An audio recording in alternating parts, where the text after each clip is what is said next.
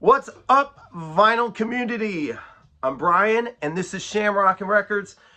And today, I'm doing the Vinyl Tag 2025, started by Edwin, the pretty green vinyl guy, who, love your questions this year, Edwin.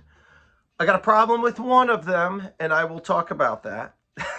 But let's get this thing rolling. I got my questions on the mail, like I always do.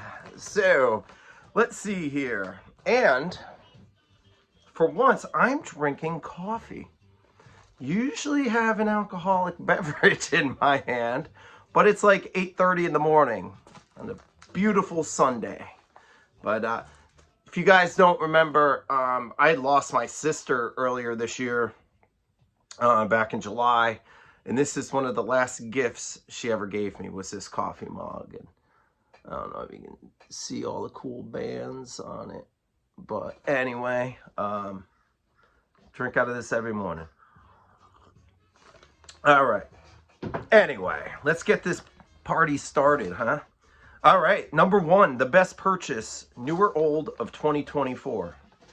So, my best purchase, I have actually shown in a video earlier this year. I was hunting at an antique shop, and I found an original pressing of Big Star's #1 record for $14.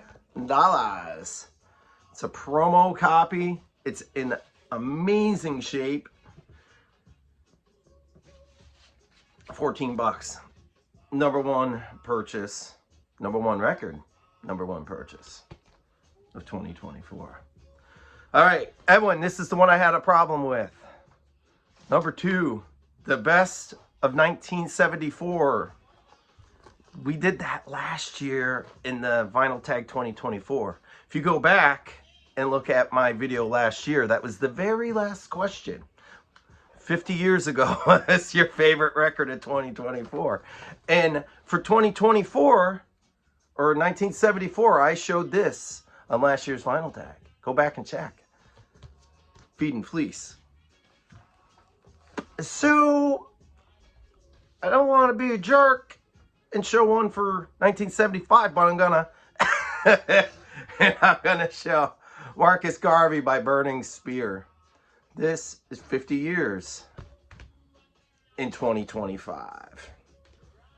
Let's see, great reggae record. It's actually on in the background, but turned way down low. Let's see, number 3. An album that defines a genre. There's so many genres these days. I'm going with something I never ever show, that I loved as a kid. This defines thrash metal. Anthrax, Among the Living. Love this record. Loved it as a kid. I spun it the other day. Among the Living. Thrash metal defines a genre. Let's see. Number 4, the best band of your home country. Best band of my home country is probably REM. I'm here from the United States, but my favorite is Toad the Wet Sprocket. This is Dulcinea from 1994. This came out my senior year of high school. If it wasn't for REM, I probably wouldn't have gotten into Toad. So we will connect those two bands. And but Toad the Wet Sprocket's my favorite. Let's see. Number 5, an artist I miss dearly. I showed this artist in my last video a couple weeks ago. A week ago? I don't remember. Artist I miss dearly is the artist when I was...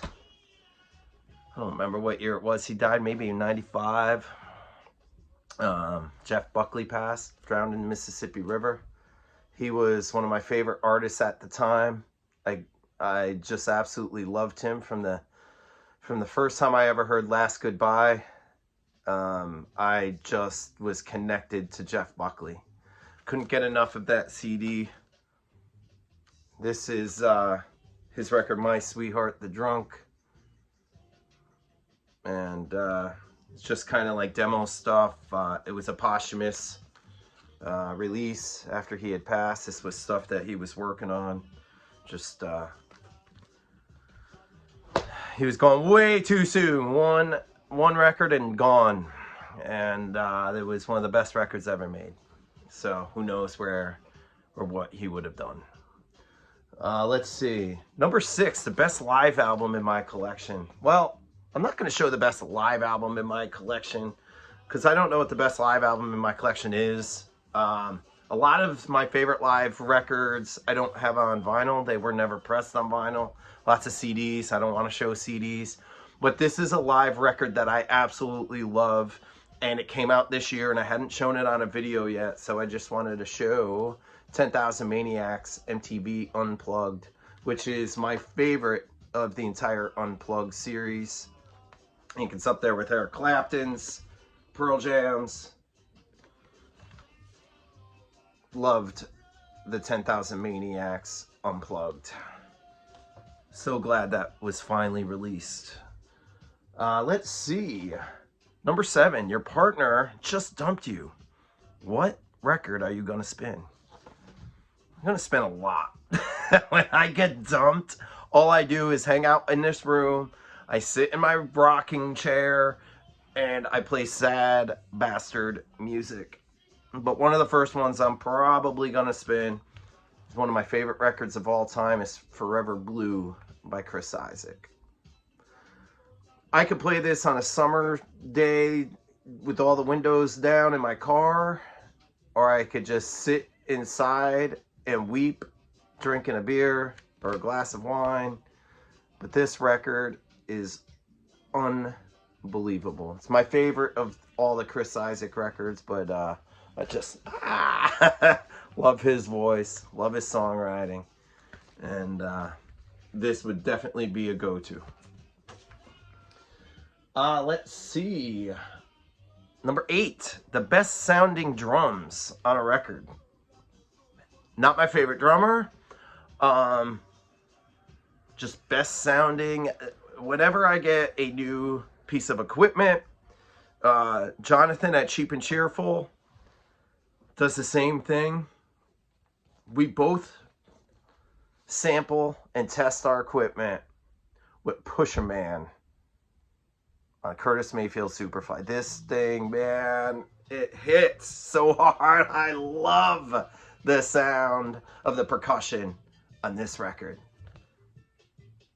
Unbelievable. When I got my new speakers, I just put that on. It just sat back. It was like mind blown. Love, love, love, love that record. Let's see.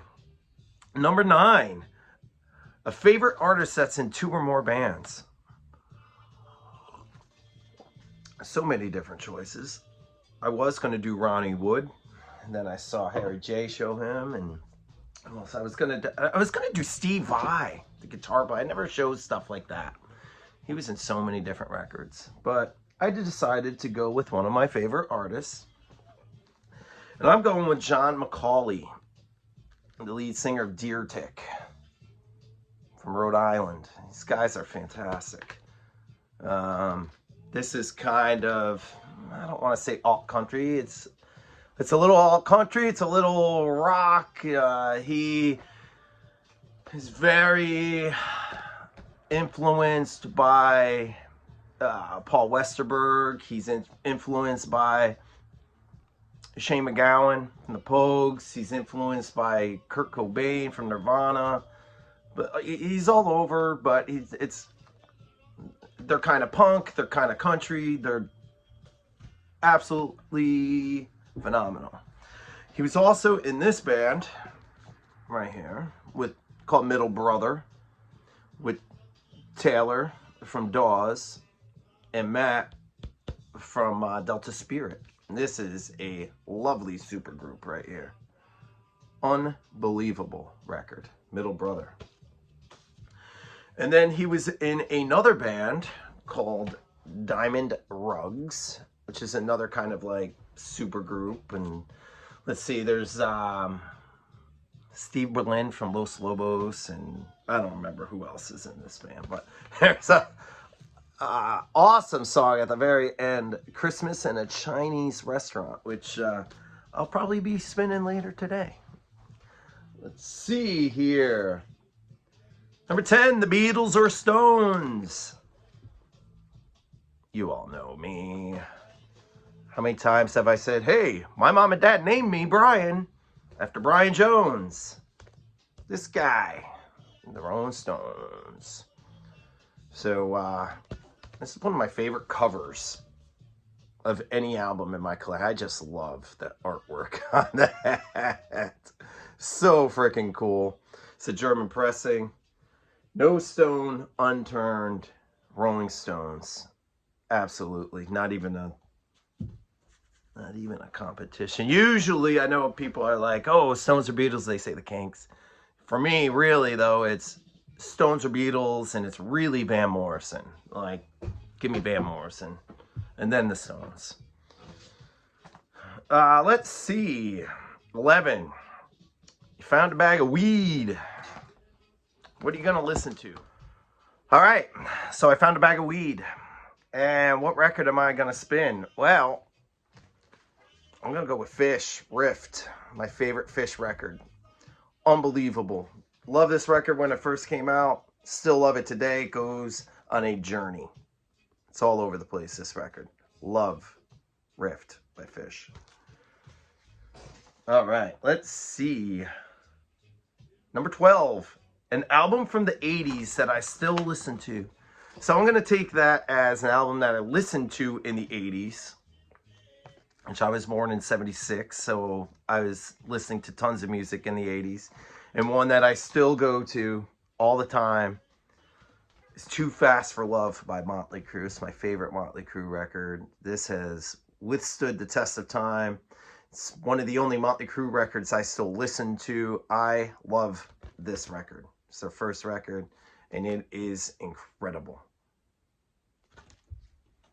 Love the cowbell. That fucking record. So awesome.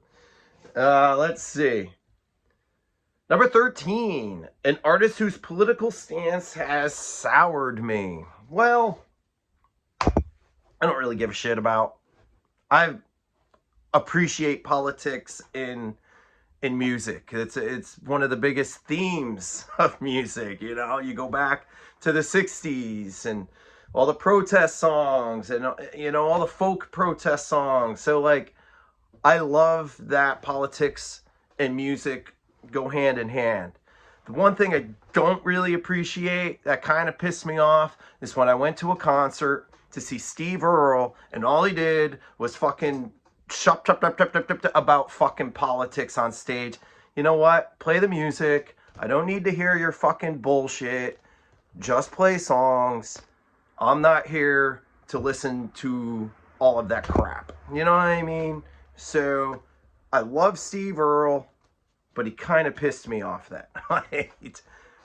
But I still buy his records. And I still listen to his records. So it didn't sour me that much. But it's just kind of like, you know, you go to these shows and you just want to hear the music. Like, come on, let's play music. Anyway, let's see. Number 14, show a favorite record label. And I was thinking, I was like, damn, I don't know. And then I was thinking, like, you know what? This record label has two vastly different genres, and they're two of my favorite records. And I'm going with Def American. We got Danzig and the Jayhawks on the same label. We'll go with American. All right, let's see. Number 15, a run of 3 great singles. You know what? I was trying to think of a record that had 3 great singles on it. And I was like, you know what? I never show this record. Show the Fugees, The Score. I mean, they had freaking Fuji La, Killing Me Softly, which was like a number 1. Ready or Not, How Many Mics, No Woman, No Cry. I mean, this is a best of pretty much. This record just hit hard. So I'm going with the Fugees. What I was listening to when I was in college.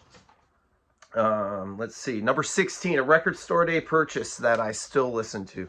All right, you know what? Whenever my boy Jason Isbell puts something out on record store day, I'm buying it and I'm still listening. This was a cover of all Georgia artist music that he did. I mean, he covers REM, he covers the Indigo Girls. I mean, it's unreal. Love that record. He did this record of covers where he's covering the Rolling Stones. He's covering John Prine. He covers oh God, Atlantic City by Bruce Springsteen. This is incredible. Record store day. Still listening to that constantly. I'm still listening to this Isbell with Amanda because their version of Bees Wing by Richard Thompson is absolutely gorgeous. And then on this one, he covers my favorite song of all time, Into the Mystic by Van Morrison. So I still spin all those all the time. Love Isbell. And you know what? Record Store Day puts out a lot of great stuff. They put out a lot of shit. But man, I get something at almost every single record store day. And you know what? I got one this year I wasn't planning on getting. Let me see if I can find it. It's just a little tidbit for anybody out there, which I don't know if you guys knew about this, but Jane's Addiction did a single this year, right? It was like 20 bucks. So not a lot of people bought it, I don't think. But if you did, some of the copies are signed. Mine has Dave Navarro's autograph. They didn't announce that they were going to be signed. They just did it to, you know, like, hey, our fans, you're dropping $20 on a single. You're getting a little special gift. Some of them, the entire band signed. Some of them, only like 2 or 3 guys signed. Some of them, none of them are signed. They made 2,500 of these. And I was like, what the fuck? I'm just going to try it out. And I got Dave Navarro. So I was pretty excited.